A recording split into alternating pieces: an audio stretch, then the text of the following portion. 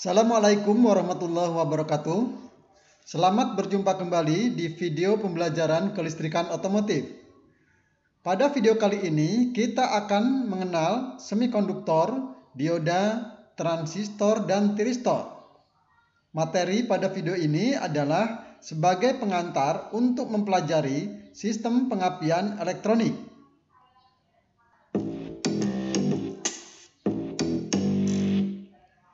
Tujuan video pembelajaran ini adalah untuk menjelaskan tentang semikonduktor, menjelaskan semikonduktor tipe P, menjelaskan semikonduktor tipe N, menjelaskan dasar dioda, menjelaskan dasar transistor, dan menjelaskan dasar tiristor. Pada video sebelumnya, kita sudah membahas tentang sistem pengapian konvensional, di mana pemutusan arus primer pada koil menggunakan platina atau kontak pemutus. Nah, pada materi berikutnya kita akan mempelajari sistem pengapian elektronik. Namun sebelum kita membahas mengenai sistem pengapian elektronik, ada baiknya kita mempelajari semikonduktor dan beberapa komponen elektronik yang terbuat dari semikonduktor. Baik, kita masuk ke dasar tentang semikonduktor. Kita akan mulai dari struktur atom. Atom dari suatu bahan terdiri dari beberapa bagian, yaitu bagian inti yang kita sebut dengan nukleus dan bagian elektron. Di dalam nukleus terdapat proton dan neutron.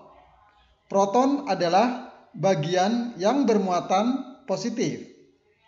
Neutron adalah bagian yang tidak bermuatan atau netral, dan elektron adalah bagian yang bermuatan negatif. Sekarang kita lihat struktur atom bahan lainnya. Misalkan di sini atom hidrogen.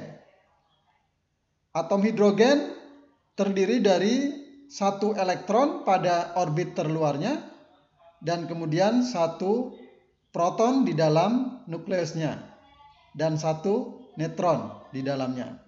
Kemudian kalau kita melihat atom tembaga, maka kita bisa lihat bahwa tembaga memiliki 29 proton yang ada di dalam nukleus ini, ditambah dengan 29 neutron dan 29 elektron yang bergerak mengelilingi inti atom.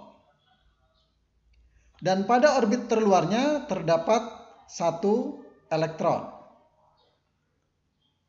Baik, kita lanjutkan.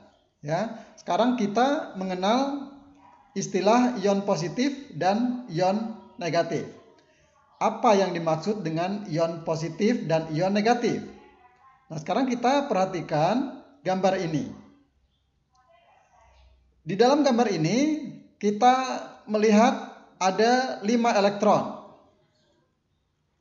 dan ada 6 proton. Ada ketidakseimbangan antara jumlah elektron dan jumlah proton. Nah, karena yang berlebih di sini adalah proton bermuatan positif, maka ion ini kita sebut dengan ion positif karena jumlah protonnya atau yang bermuatan positif lebih banyak dibanding dengan jumlah elektronnya. Sekarang kita lihat pada gambar yang ini. Pada gambar ini jumlah elektron sama dengan jumlah proton.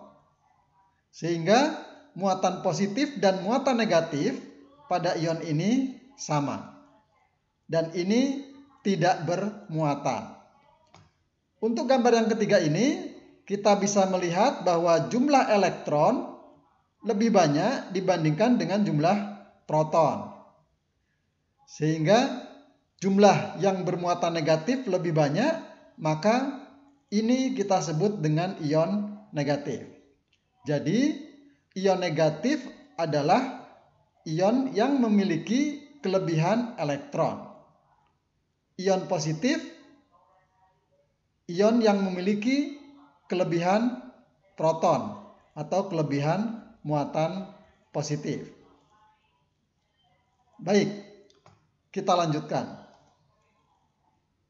Nah, berkaitan dengan bidang kelistrikan, maka bahan yang ada itu kita bagi menjadi 3 macam sesuai dengan sifat kemampuan untuk mengantarkan listrik. Bahan yang pertama kita masukkan dalam golongan konduktor. Yang kedua semikonduktor. Dan yang ketiga adalah isolator. Apa perbedaan antara atom bahan semikonduktor, atom bahan konduktor, dan atom bahan isolator? Sekarang kita lihat struktur atomnya. Yang termasuk dalam bahan konduktor, jika kita lihat dari struktur atom ini, ya, adalah bahan yang memiliki jumlah elektron pada orbit terluarnya sebanyak 1 sampai 3 elektron pada orbit terluarnya. Jadi bahan yang termasuk dalam konduktor itu memiliki elektron pada orbit terluarnya sebanyak 1 sampai 3 elektron. Sifat konduktor ini adalah mudah menghantarkan listrik atau termasuk dalam bahan penghantar listrik yang baik. Sekarang kita lihat bahan semikonduktor. Bahan semikonduktor memiliki 4 buah elektron pada orbit terluarnya. Sifat dari bahan semikonduktor ini adalah dia bisa sebagai penghantar listrik yang baik pada kondisi tertentu dan juga dapat menjadi isolator yang baik atau hambatan yang baik untuk listrik pada kondisi tertentu lainnya.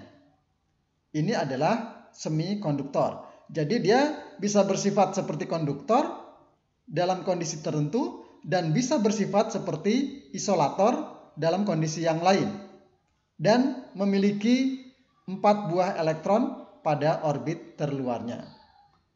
Kemudian untuk bahan isolator, kita bisa melihat di sini bahwa yang termasuk dalam bahan isolator adalah bahan yang memiliki 5 sampai 8 elektron pada orbit terluarnya.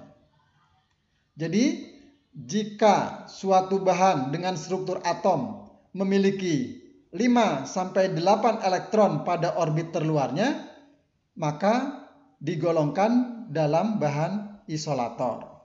Jadi, pembeda antara bahan konduktor, semikonduktor, dan isolator adalah jumlah elektron pada orbit terluarnya. Untuk bahan konduktor, ya, itu memiliki jumlah elektron sebanyak 1 sampai 3 elektron pada orbit terluarnya. Untuk bahan semikonduktor memiliki 4 buah elektron pada orbit terluarnya dan untuk bahan isolator memiliki 5 sampai 8 elektron pada orbit terluarnya.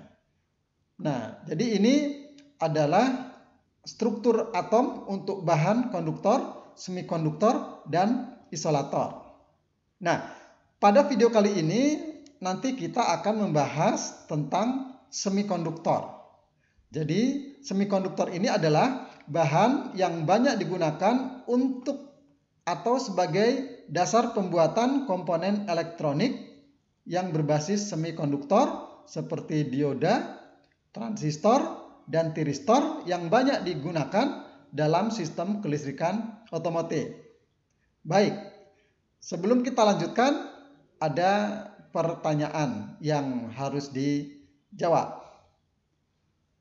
Pertanyaannya adalah, apa yang disebut dengan nukleus? Silahkan dijawab. Kemudian, elektron adalah bagian dari atom yang bermuatan negatif.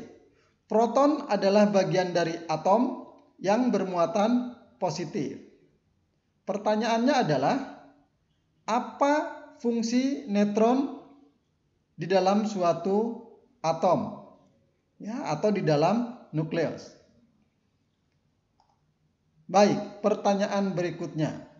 Apa bedanya antara ion positif dan ion negatif? Silahkan dijawab. Pertanyaan berikutnya adalah, bagaimanakah sifat konduktor itu? Bagaimanakah sifat semikonduktor itu? Dan bagaimanakah sifat isolator? Silahkan dijawab. Baik, sekarang kita lanjutkan ke pembahasan tentang semikonduktor.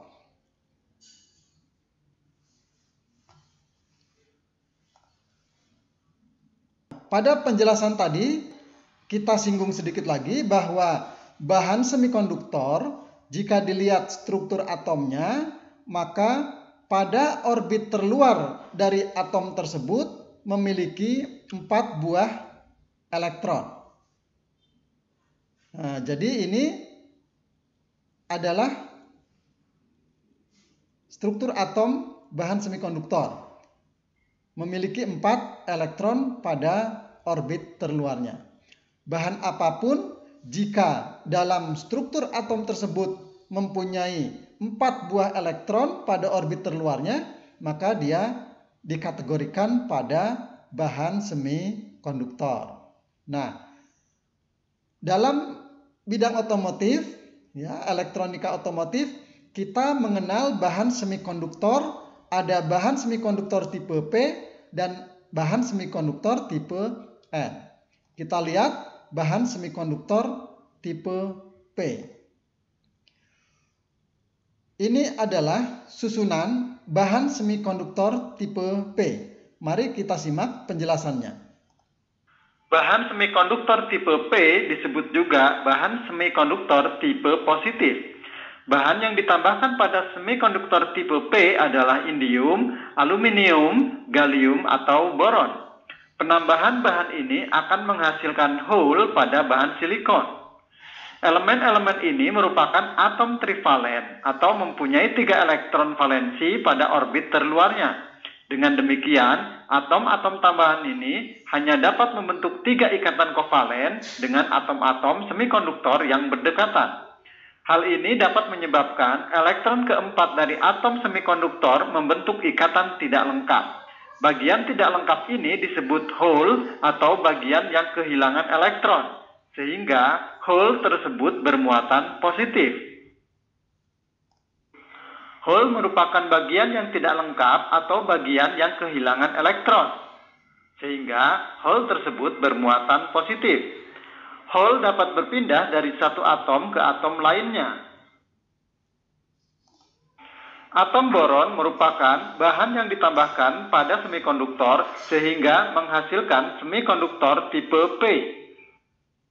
Baik, jadi dari penjelasan tersebut bisa kita simpulkan bahwa bahan semikonduktor tipe P adalah bahan semikonduktor yang memiliki kelebihan muatan positif.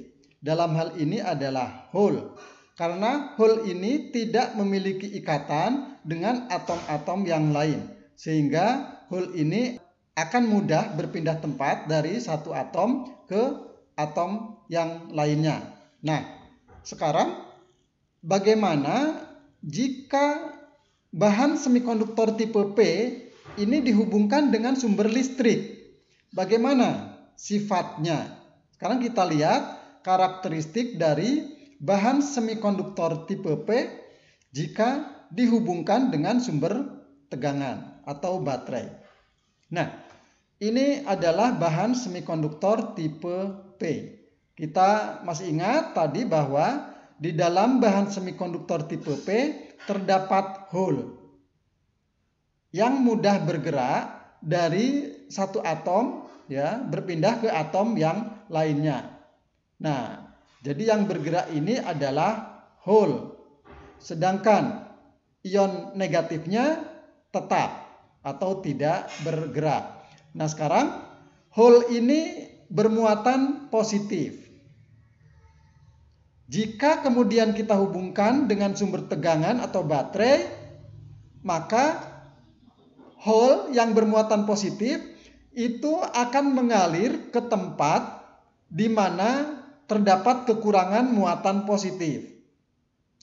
Atau hole akan mengalir ke tempat yang banyak bermuatan negatif.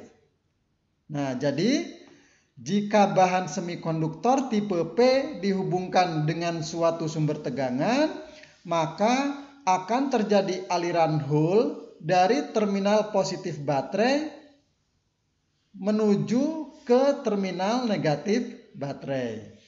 Nah, jadi jika bahan semikonduktor tipe P dihubungkan dengan sumber tegangan atau baterai, maka hole-nya akan bergerak menuju ke terminal negatif baterai. Ini adalah karakteristik dari bahan semikonduktor tipe P. Nah, sekarang pertanyaan. Mengapa jika dihubungkan dengan sumber tegangan, hole yang terdapat pada bahan semikonduktor tipe P mengalir ke terminal negatif baterai? Silakan dijawab. Baik, kita lanjutkan ke bahan semikonduktor tipe N. Kita perhatikan, ini adalah struktur bahan semikonduktor tipe N. Kita simak penjelasannya. Bahan semikonduktor tipe N atau tipe negatif merupakan bahan semikonduktor yang mendapatkan atom tambahan dari bahan fosfor, arsenik, antimoni, atau bismut yang merupakan atom penvalen atau mempunyai 5 elektron valensi pada orbit luarnya. Bahan tersebut ditambahkan pada bahan semikonduktor yang dapat membentuk 4 ikatan kovalen pada atom semikonduktor. Sementara itu, elektron kelima diikatkan hanya pada orbit terluarnya.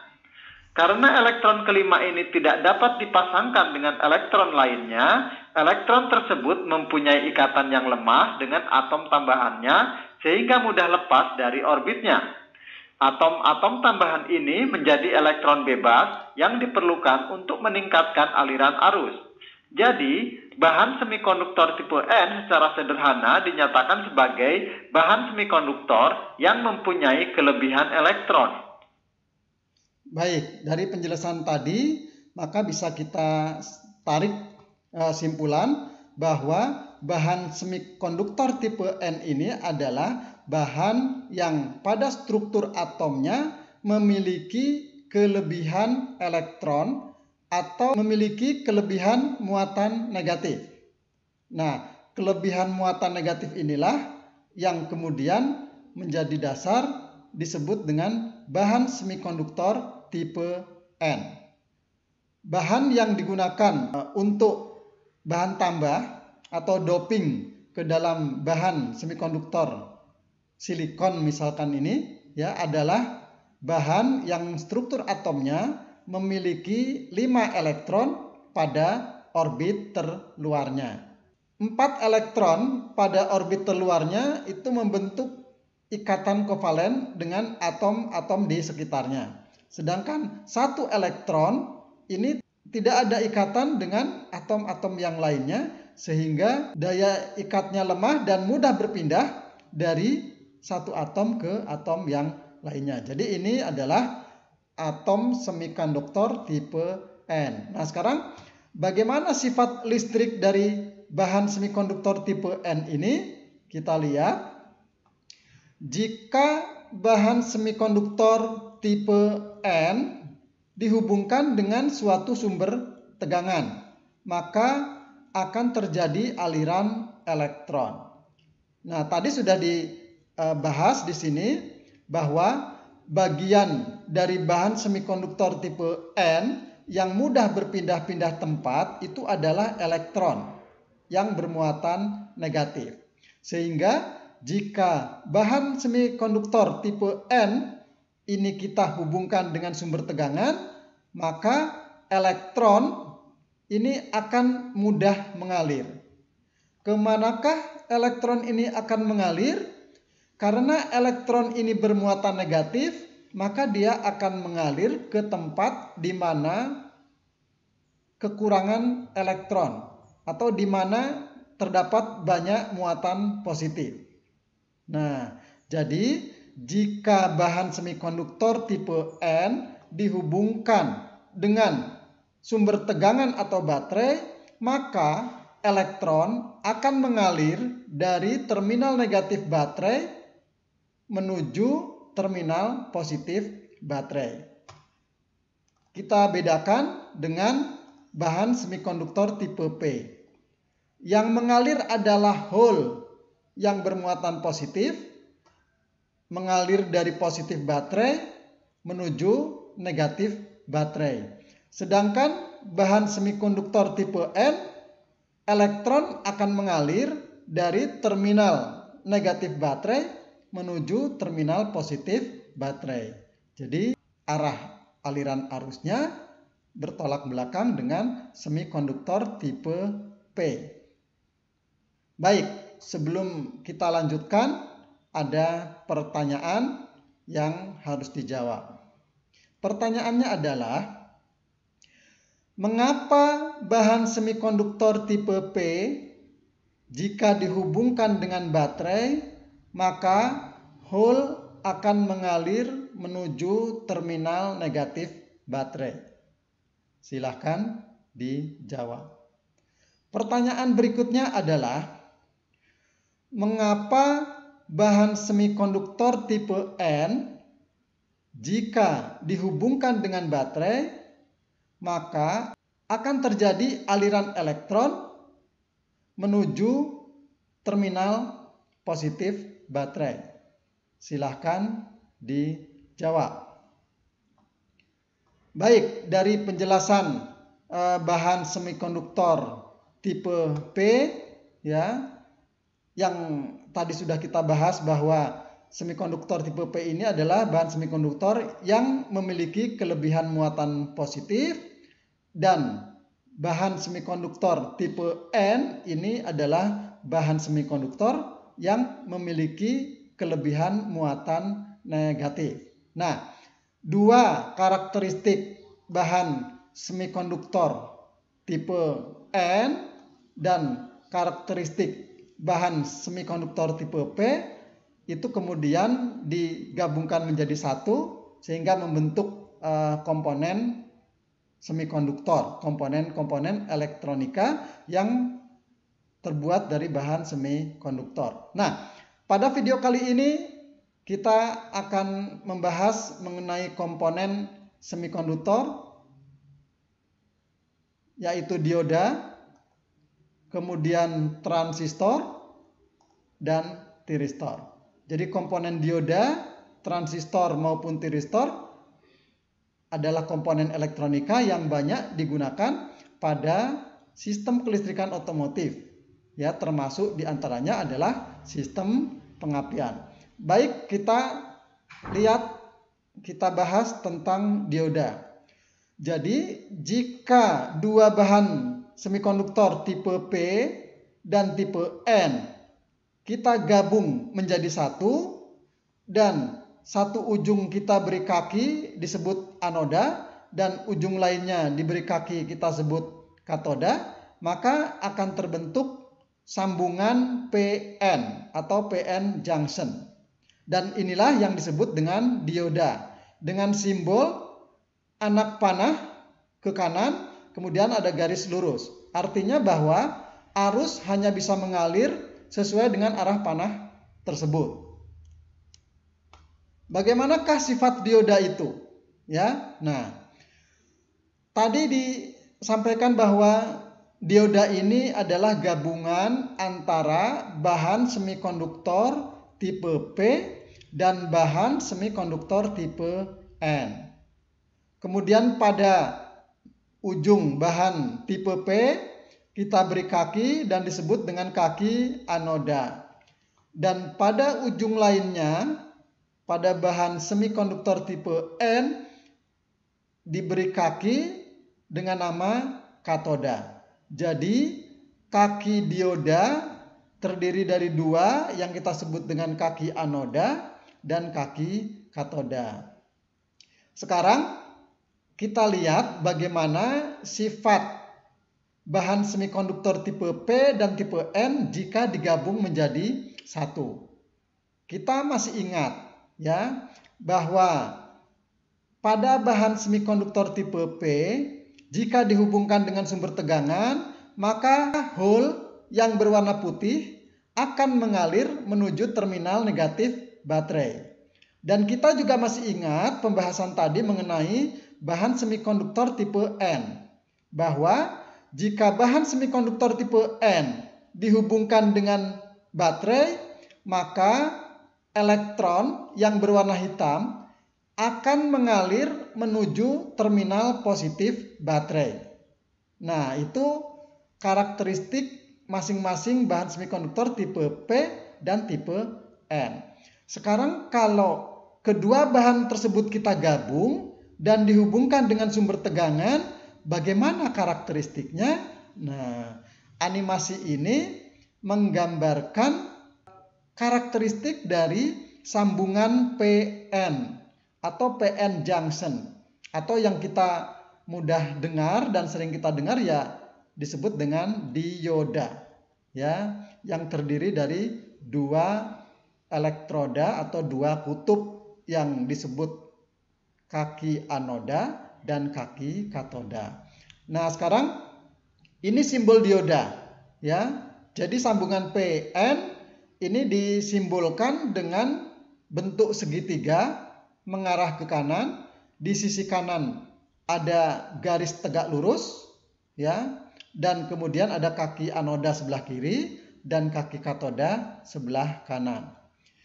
Jika sambungan PN ini dihubungkan dengan baterai, maka yang terjadi adalah saat saklar di-on-kan, maka hole pada bagian semikonduktor tipe P akan mengalir menuju terminal negatif baterai. Sedangkan elektron yang berwarna hitam ini akan mengalir menuju terminal positif baterai. Nah, ini. Jadi elektron akan mengalir ke terminal positif baterai. Nah, dari sini bisa kita simpulkan. Ini adalah perbatasan tipe P dan tipe N. Jika kaki anoda dihubungkan dengan positif baterai dan kaki katoda dihubungkan dengan negatif baterai, dan pada saat saklar di-on-kan, maka akan terjadi penyeberangan hole melalui perbatasan P dan N. Begitu juga elektron. Elektron akan menyeberang. Ya, jadi elektron akan menyeberang melintasi perbatasan. Apa artinya? Artinya adalah jika anoda dihubungkan dengan positif baterai dan katoda dihubungkan dengan negatif baterai, maka bisa kita katakan bahwa dioda dapat menghantarkan arus listrik. Saya ulangi, bahwa jika anoda dihubungkan dengan positif baterai dan katoda dihubungkan dengan negatif baterai, maka dioda dapat menghantarkan arus listrik. Mengapa dapat menghantarkan arus listrik? Ya, dari sini kita bisa lihat terjadi perlintasan hole maupun elektron melalui perbatasan sambungan tipe P dan tipe N. Ya. Nah, jadi ini adalah karakteristik dioda. Jika anoda dihubungkan dengan positif baterai dan katoda dihubungkan dengan negatif baterai, maka dioda dapat menghantarkan arus listrik. Ini yang perlu kita ingat, kita pahami. Baik, sekarang kita lihat bagaimanakah jika baterainya dibalik. Ya. Sekarang kaki anoda dihubungkan dengan negatif baterai dan kaki katoda dihubungkan dengan positif baterai. Apa yang terjadi? Tadi sudah kita bahas bahwa pada tipe P, hole akan bergerak menuju ke terminal negatif baterai, sedangkan elektron pada tipe N akan mengalir dan bergerak menuju terminal positif baterai. Nah, sekarang kita perhatikan perbatasan ini ya. Pada perbatasan tipe P dan tipe N ini, adakah hole yang menyeberang atau melintasi perbatasan? Adakah elektron yang menyeberang atau melintasi perbatasan? Tidak ada, ya. Nah, hole akan langsung mengalir ke terminal negatif baterai dan elektron akan mengalir ke terminal positif baterai. Artinya tidak terjadi perpindahan hole maupun elektron melewati perbatasan. Nah, jadi ini karakteristik dioda yang kedua, ya. Jika kaki anoda dihubungkan dengan terminal negatif dan kaki katoda dihubungkan dengan terminal positif baterai, maka bisa kita katakan bahwa dioda tidak menghantarkan arus listrik karena tidak terjadi penyeberangan hole maupun elektron yang melewati perbatasan. Jadi elektron sudah langsung menuju ke positif dan hole langsung menuju ke negatif. Nah, jadi pada kondisi seperti ini bisa kita katakan bahwa dioda tidak dapat menghantarkan arus listrik. Jadi dengan membalik polaritas baterainya, maka pada posisi anoda dihubungkan dengan negatif dan katoda dihubungkan dengan positif baterai, maka dioda tidak bisa menghantarkan arus. Berbeda dengan yang ini, jika anoda dihubungkan dengan positif baterai dan katoda dihubungkan dengan negatif baterai, maka terjadi perpindahan elektron melalui perbatasan menuju terminal positif dan terjadi perpindahan hole atau yang bermuatan positif melewati perbatasan, ya, menuju ke terminal negatif baterai. Maka dalam kondisi ini dioda dapat menghantarkan arus listrik. Nah, jika tegangan pada anoda dan katoda itu 0, maka ya otomatis tidak terdapat atau tidak terjadi aliran arus listrik. Nah, jadi ini adalah karakteristik dari bahan semikonduktor tipe P jika digabung dengan bahan semikonduktor tipe N. Maka akan menghasilkan satu karakteristik yang unik, yaitu sambungan PN ini hanya bisa dilewati arus pada satu arah saja, yaitu pada posisi anoda dihubungkan dengan positif dan katoda dihubungkan dengan negatif baterai. Maka arus dari positif baterai dapat mengalir menuju negatif baterai. Sedangkan jika posisi polaritas baterai dibalik, ya, anoda terhubung dengan negatif dan katoda terhubung dengan positif baterai, maka dioda ini tidak bisa menghantarkan arus listrik. Baik, sebelum kita lanjutkan ada pertanyaan. Ya, pertanyaannya adalah mengapa jika anoda dihubungkan dengan positif dan katoda dihubungkan dengan terminal negatif baterai, dioda dapat menghantarkan arus listrik? Silahkan dijawab. Pertanyaan selanjutnya adalah mengapa jika kaki anoda dihubungkan dengan terminal negatif baterai dan kaki katoda dihubungkan dengan terminal positif baterai, dioda tidak dapat menghantarkan listrik? Silahkan dijawab. Baik, kita lanjutkan pada materi penyearahan oleh dioda. Jadi dioda ini pada bidang otomotif banyak digunakan, salah satunya adalah untuk penyearah arus pada alternator. Nah, jadi kalau kita lihat di sini kaki anoda di sebelah kiri, kaki katoda di sebelah kanan. Pada kaki anoda dihubungkan dengan sumber arus bolak-balik. Maka yang bisa melintasi dioda hanya bagian yang positifnya saja. Jadi masuk ke dioda arus bolak-balik, keluar dari dioda hanya positif saja, atau bisa kita sebut arus searah. Sekarang kita lihat jika diodanya dibalik. Jika bagian katoda pada dioda dihubungkan dengan arus bolak-balik, maka arus atau yang bermuatan positif akan diblok, tidak bisa mengalir. Begitu ya. Nah, jadi yang bisa mengalir hanya bagian negatifnya saja.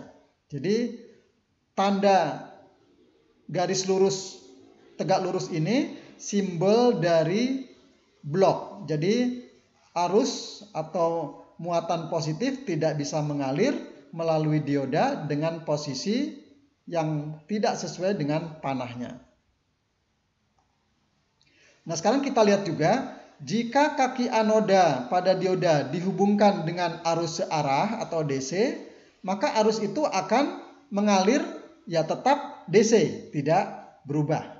Jadi bisa tetap mengalir melalui dioda.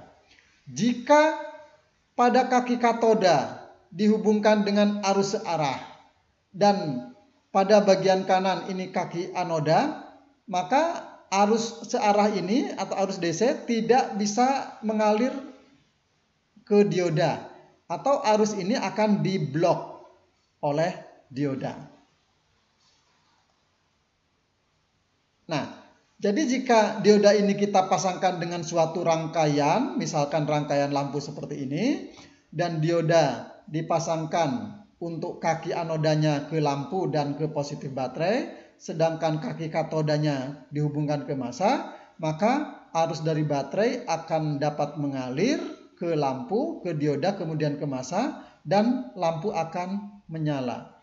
Tetapi jika dioda kita balik, kaki katoda dihubungkan dengan lampu dan positif baterai, dan kaki anodanya dengan massa, maka dioda akan memblok arus, menahan arus sehingga tidak bisa mengalir ke massa dan lampu tidak menyala. Nah, sekarang kita lihat dioda sistem jembatan. Ini hanya ilustrasi saja. Jika bagian inputnya ini arus bolak-balik, maka akan dipisahkan oleh dioda. Bagian yang positifnya nanti di A, sedangkan di B ini muatannya negatif. Jadi A bagian yang positif dan B ini adalah bagian yang negatif. Nah, kemudian macam-macam dioda. Ya, jadi dioda pada sistem kelistrikan otomotif banyak digunakan. Beberapa macam yang sering digunakan diantaranya ini adalah dioda Zener. Jadi dioda Zener ini secara prinsip sifatnya mirip dengan dioda biasa yang tadi sudah kita jelaskan, hanya memiliki kelebihan, ya, di mana jika dioda yang ini, ya, nah, jika posisinya seperti ini, pada kaki katoda diberi arus searah, maka akan diblok sehingga dioda tidak mengalirkan arus tersebut. Tetapi pada dioda Zener ini sama, ya, sebenarnya sama. Jadi jika tegangan yang bekerja pada dioda Zener tidak melebihi tegangan kerjanya, maka arus ini akan diblok, tidak bisa mengalir ke massa melewati dioda. Tetapi jika tegangannya pada baterai ya atau pada sumber tegangan melebihi tegangan kerja dioda Zener, maka kelebihan tegangan itu akan di-groundkan. Sehingga pada titik A tegangannya akan stabil. Misalkan kalau tegangan kerja dioda Zener ini 12 volt, maka tegangan di titik A ini akan stabil 12 volt. Karena jika dari sumber ini tegangannya lebih dari 12 volt, kelebihan ini akan di-groundkan. Sehingga output tegangan pada titik A ini akan stabil. Jadi ini dioda Zener yang banyak digunakan pada rangkaian kelistrikan otomotif.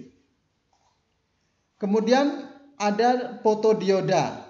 Jadi fotodioda ini adalah dioda yang dia tetap bisa memblok arus.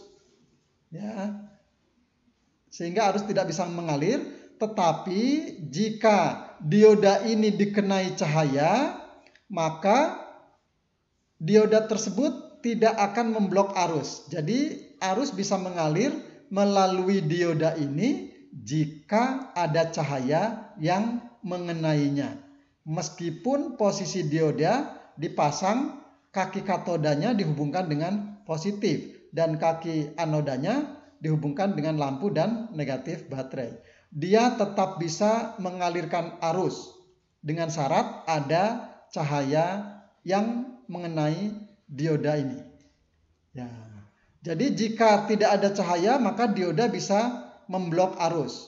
Tetapi jika ada cahaya yang mengenai fotodioda ini, maka dioda bisa menghantarkan arus. Nah, fotodioda ini digunakan pada sistem pengapian yang menggunakan sensor cahaya pada pembangkit pulsanya atau puls generatornya.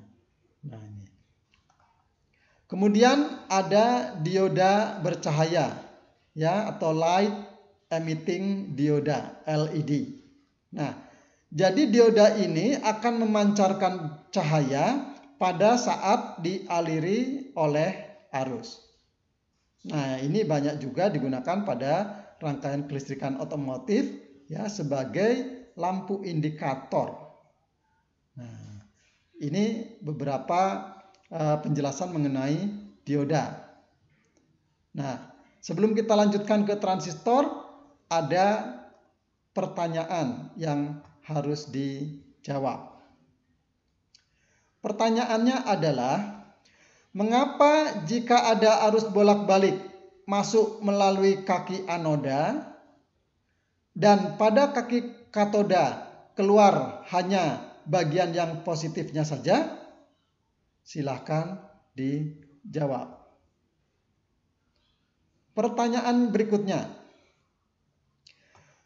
Mengapa jika arus searah diberikan ke kaki katoda pada sebuah dioda, maka arus searah tersebut tidak bisa mengalir melalui kaki anoda?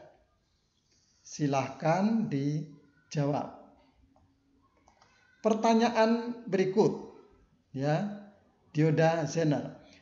Bagaimanakah karakteristik dioda Zener jika dikenai suatu tegangan? Silahkan dijawab. Pertanyaan berikutnya adalah, bagaimana prinsip bekerjanya fotodioda? Baik, silahkan pertanyaan-pertanyaan tersebut dijawab. Sekarang kita lanjutkan pembahasan kita mengenai transistor. Jika dua buah bahan semikonduktor tipe P, tipe N, dan tipe P kita gabung menjadi satu, maka akan terbentuk lapisan PNP.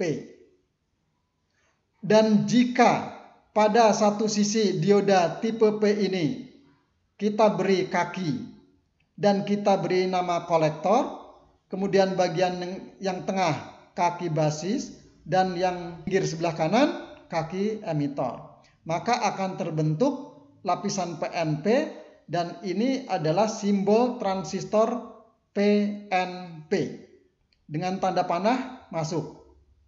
Ya. Nah, sekarang kita lihat ini. Jika bahan semikonduktor tipe N digabung dengan tipe P dan digabung dengan tipe N, maka akan terbentuk lapisan NPN. Kemudian bagian N kita beri kaki dan kita sebut dengan kaki kolektor, bagian tengah kaki basis, dan bagian kanan kaki emitor. Maka akan terbentuk transistor tipe NPN dengan tanda panah keluar menuju emitor. Sekarang kita lihat jenis transistor tadi, ya. Jadi transistor PNP dan NPN. Nah, jadi lapisan semikonduktor tipe P, tipe N, dan tipe P akan membentuk lapisan PNP. Dan setiap bagian ini kita beri kaki, ya. Ini ada kaki kolektor, ada kaki basis, dan kaki emitor. Nah, 3 lapis bahan semikonduktor tipe N ini yang kita kenal sebagai transistor tipe PNP diberi simbol lingkaran. Ya, kemudian di sini ada bagian garis mendatar dan ada anak panah pada kaki emitor. Nah, anak panah pada kaki emitor ini menunjukkan arus mengalir pada transistor tipe PNP. Nanti kita bahas bagaimana prinsip kerjanya transistor PNP. Apa kaitannya dengan arah panah pada kaki emitor ini? Nah, ini ya. Kemudian untuk transistor tipe NPN, ya, jadi lapisan tipe N, tipe P, dan tipe N membentuk lapisan NPN dan diberi simbol transistor tipe NPN seperti ini. Anak panah tetap berada di kaki emitor, tetapi arahnya keluar menuju emitor. Sedangkan transistor tipe PNP, anak panah itu masuk dari kaki emitor, masuk ke transistor ini, ya. Dan tipe NPN keluar. Jadi yang membedakan simbol transistor NPN dan PNP adalah tanda panah pada kaki emitor. Jika pada kaki emitor tanda panahnya masuk, ini adalah transistor tipe PNP, dan jika tanda panahnya keluar menuju kaki emitor, maka ini transistor tipe NPN. Baik, ya, ada pertanyaan. Pertanyaannya adalah, bagaimanakah kita membedakan transistor tipe NPN dan transistor tipe PNP? Silakan dijawab. Baik, sekarang kita lanjutkan pada penjelasan prinsip kerja transistor.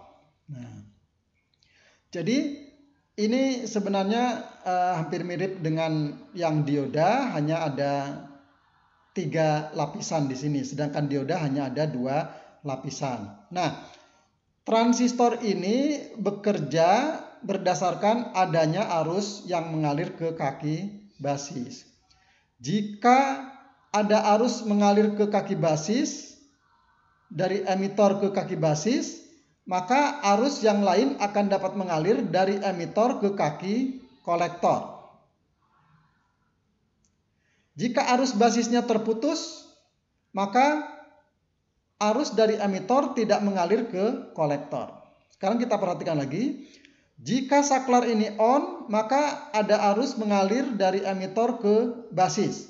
maka transistor ini bekerja dan akan ada arus mengalir dari emitor ke kolektor. Ini adalah prinsip kerja dari transistor tipe PNP. Sekarang untuk transistor NPN. Posisi baterainya berbeda dibanding dengan tipe PNP. Ya, menyesuaikan polaritas dari transistor ini. Sekarang kita lihat kaki basis, ya. Nah ini. Jadi ini pada saat saklar posisi on, maka ada arus dari baterai mengalir ke basis menuju ke emitor. Dan ada arus yang lain akan mengalir dari kolektor menuju emitor. Kita ulang. Jika saklar on, maka ada arus mengalir dari basis menuju ke emitor. Kemudian ke negatif baterai yang ini, sehingga transistor ini akan bekerja, sehingga ada arus yang lain dapat mengalir dari kaki kolektor ke kaki emitor. Ini adalah prinsip kerja transistor NPN. Jadi arah arusnya berbeda. Tipe NPN akan bekerja jika ada arus mengalir dari basis menuju ke emitor, maka transistor ini akan bekerja atau akan on. Sedangkan transistor tipe PNP, transistor ini akan bekerja jika ada arus mengalir dari emitor menuju ke basis. Nah, ini bedanya arah arusnya. Ya, ini mengalir dari emitor ke basis, sedangkan transistor NPN mengalir dari basis ke emitor dulu, ya. Nah, sekarang kita bandingkan ini, ya, secara langsung antara transistor tipe NPN dan tipe PNP. Ingat bahwa transistor ini akan on atau bekerja jika ada arus yang mengalir ke kaki basis. Sekarang kita perhatikan dulu yang tipe NPN. Transistor tipe NPN akan bekerja jika ada arus mengalir dari basis ke emitor. Kita perhatikan lagi, ya. Jika saklar ini on, maka ada arus mengalir dari basis ke emitor. Yang berwarna merah ini adalah arus pemicu kerja transistor. Karena ada arus mengalir dari basis ke emitor, maka transistor ini on, sehingga ada arus mengalir dari baterai ke lampu, kolektor, emitor, kemudian ke massa. Maka lampu menyala. Jadi transistor tipe NPN ini akan bekerja jika ada arus mengalir dari basis ke emitor. Ya, saya ulangi, ini penting. Transistor tipe NPN akan bekerja apabila ada arus mengalir dari basis menuju emitor. Maka transistor ini akan bekerja. Nah, sekarang kita perhatikan yang transistor tipe PNP. Transistor tipe PNP ini akan bekerja jika ada arus mengalir dari emitor menuju basis. Kalau yang ini dari basis menuju emitor. Sedangkan yang PNP arus mengalir dari emitor menuju basis. Jadi arus berwarna merah yang mengalir dari emitor ke basis ini adalah arus picu yang menyebabkan transistor PNP bekerja. Nah, ini ya. Jika saklar on, maka ada arus mengalir dari emitor ke basis, ya, kemudian ke massa. Maka transistor PNP ini akan bekerja atau on, sehingga ada arus yang lain dari baterai mengalir ke kaki emitor, kaki kolektor, ke lampu, kemudian ke massa, sehingga lampu menyala. Jadi lampu atau beban pada rangkaian ini sama-sama diletakkan pada kaki kolektor, baik pada transistor NPN maupun transistor PNP. Ya. Pembedanya adalah arus kolektor ini mengalir dari emitor ke kolektor pada tipe PNP, sedangkan pada tipe NPN arus ke lampu mengalir dari kolektor ke emitor. Ini bedanya. Ya. Kemudian arus basisnya. Pada tipe PNP, arus basis mengalir dari kaki emitor ke basis. Sedangkan pada tipe NPN, arus mengalir dari basis ke emitor. Jadi arah arusnya bisa kita perhatikan. Arah arusnya sesuai dengan tanda panah, baik arus yang berwarna merah maupun yang berwarna biru. Arus yang berwarna merah sesuai anak panah, arus yang berwarna biru juga sesuai dengan tanda panah pada simbol transistor ini. Nah, jadi simbol tanda panah pada transistor tipe NPN maupun PNP ini menunjukkan arus mengalir ke arah mana. Nah, ini perlu kita perhatikan. Nah, baik, kita lanjutkan dengan pertanyaan berikut. Apa perbedaan transistor NPN dan PNP pada saat bekerja? Silahkan dijawab. Baik, kita lanjutkan ke fungsi transistor. Jadi transistor ini sebenarnya kependekan dari transfer dan resistor, sehingga kita sebut dengan transistor. Yang berarti jadi pengubahan tahanan atau menjadikan bahan yang bukan penghantar menjadi penghantar pada keadaan tertentu. Transistor merupakan komponen semikonduktor yang dapat berfungsi sebagai penguat arus dan saklar elektronik. Nah, penguat arus nanti kita bahas penguat arus ya. Yang saklar elektronik tadi sudah kita bahas di sini ya. Jadi transistor ini dapat mematikan dan menyalakan lampu. Nah, jadi fungsi transistor ini sebagai saklar elektronik. Ya, switching transistor. Transistor yang berfungsi sebagai saklar. Bisa menghidupkan dan mematikan lampu. Tetapi di sini masih menggunakan saklar untuk memberi arus input, arus pacu kepada kaki basis. Ya, nah nanti di sistem pengapian tidak lagi menggunakan saklar. Baik, kemudian transistor juga sebagai penguat arus. Nah, ini akan kita bahas ya. Prinsipnya adalah begini. Jadi pada suatu transistor, arus yang mengalir ke basis itu sangat kecil. Ya. Dibanding dengan arus yang mengalir ke kolektor. Jadi ini tergantung dari tipe transistornya. Jadi arus basis ini dapat mengontrol arus yang jauh lebih besar dari suatu sistem pencatu daya ke beban melalui kaki kolektornya. Nah, dari gambar ini tadi bisa kita lihat ya. Jadi arus yang mengalir ke kaki basis itu cukup kecil ya, tidak usah besar, kecil. Tetapi dengan input arus yang kecil pada kaki basis, transistor ini dapat memberikan arus yang besar ke lampu. Jadi arus kolektornya besar. Nah, sekarang kita lihat sini ya. Ini sebagai contoh ya. Tadi sudah kita bahas juga ya.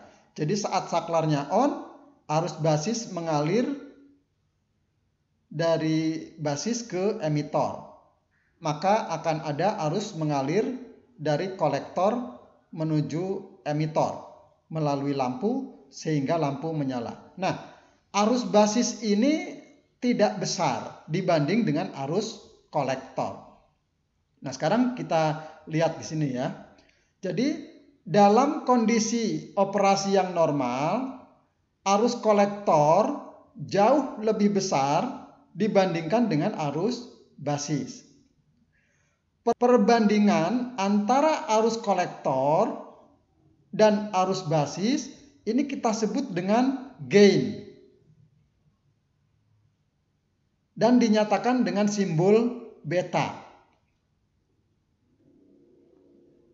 Nah, jadi beta sama dengan besarnya arus yang mengalir ke kaki kolektor dibagi dengan besarnya arus yang mengalir ke kaki basis.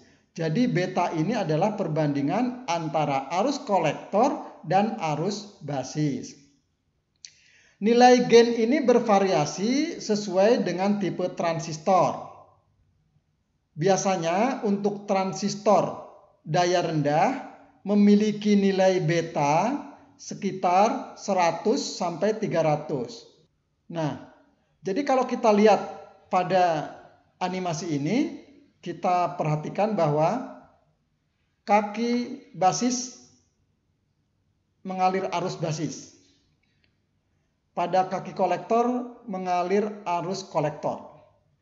Kaki emitor, ya, arus yang mengalir pada kaki emitor merupakan gabungan antara arus yang mengalir dari basis dan arus yang mengalir dari kolektor. Jadi arus pada kaki emitor sama dengan arus yang mengalir pada kaki kolektor ditambah dengan arus yang mengalir pada kaki basis. Nah, jadi dengan penjelasan ini kita bisa simpulkan bahwa arus basis tidak usah terlalu besar untuk dapat mengaktifkan transistor. Tetapi dengan arus basis yang kecil untuk mengaktifkan transistor, arus kolektor yang besar bisa dialirkan. Itu secara prinsip. Nah, saya beri contoh di sini ya.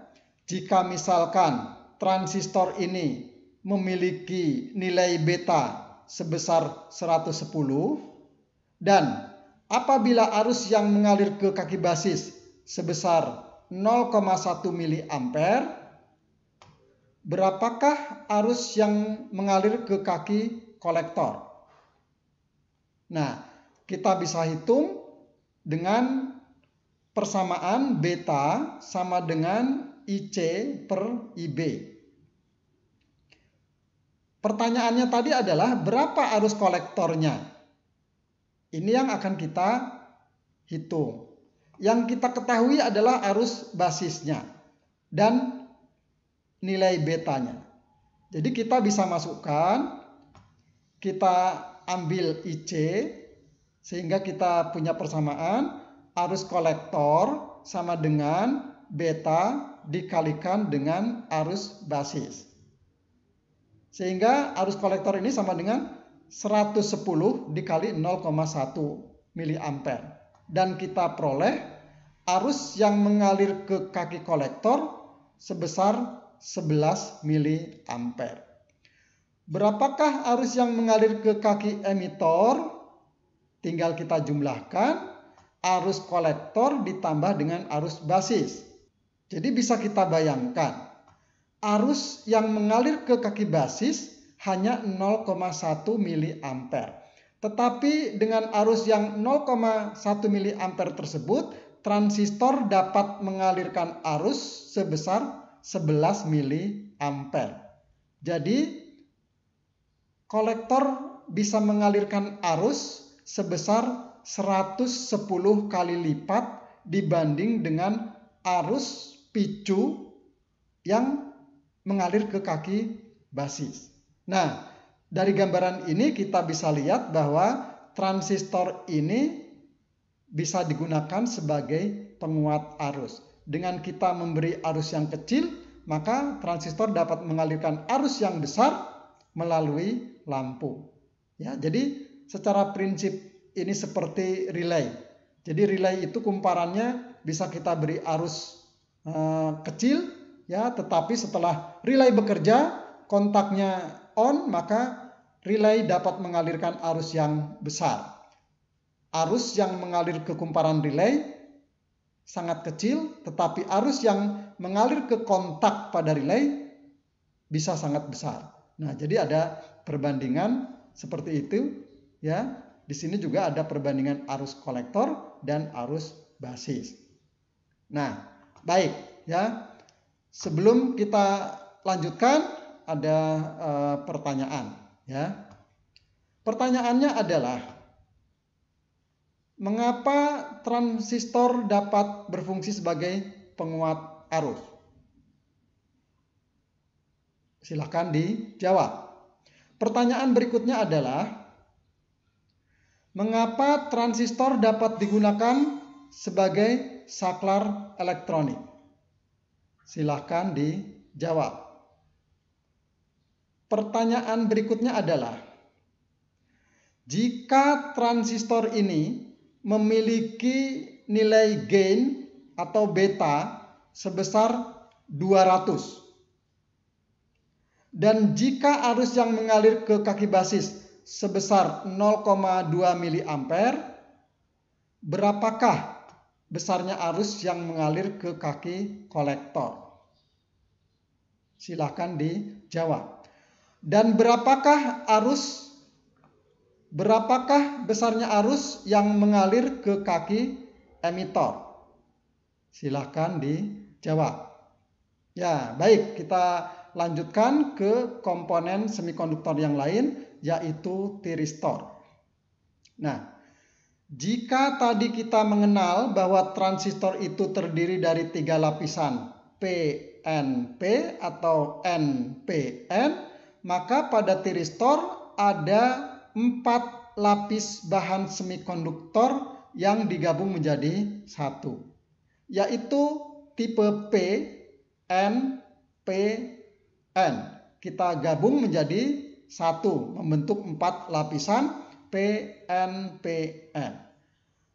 Pada bagian atas diberi kaki dan disebut dengan kaki anoda. Dan pada bagian bawah diberi kaki dan disebut kaki katoda. Dan pada bagian positif ini kita beri kaki G, gerbang atau kaki G.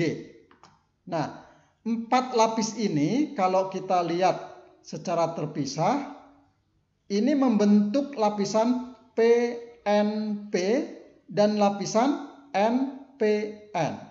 Jadi seperti lapisan pada transistor tipe PNP dan tipe NPN. Nah, tiristor ini disimbolkan dengan rangkaian 2 transistor seperti ini, ya. Tipe PNP tanda panahnya masuk dan tipe NPN tanda panahnya keluar.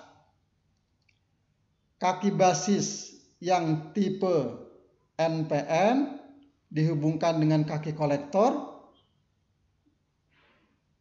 sehingga membentuk kaki G, ya. Kemudian kaki basis transistor PNP ini dihubungkan dengan kaki kolektor pada transistor 2 ini, ya. Nah, 2 buah transistor yang dirangkai sedemikian rupa ini diberi simbol dengan simbol seperti dioda, ada kaki anoda dan ada kaki katoda.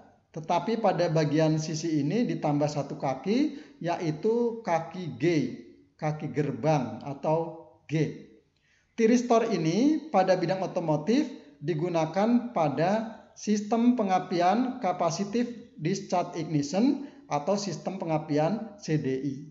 Ya, nah ini. Bagaimana prinsip bekerjanya?